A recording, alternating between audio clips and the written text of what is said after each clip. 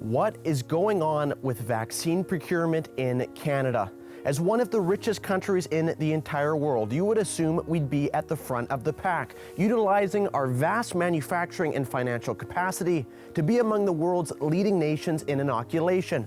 But if you assumed that, you would be forgetting one very important detail.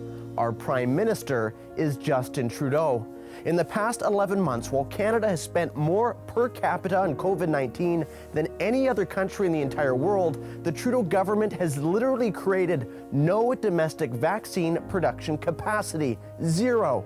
Even though Canadian companies in Calgary and Montreal had shown they were willing and capable of doing just that. And while other countries like Israel signed large procurement contracts with American and European producers, we signed ours with China, a country that currently holds 2 Canadian citizens hostage and has a history of belligerent, undemocratic behavior.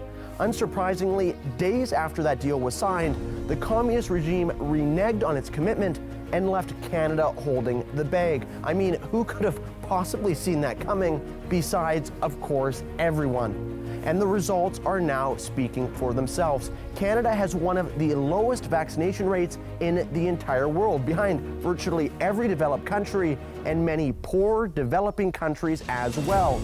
In the last 7 days, for instance, for every 100 people in this country, Canada only vaccinated 0.07 Canadians, not even a tenth of 1%.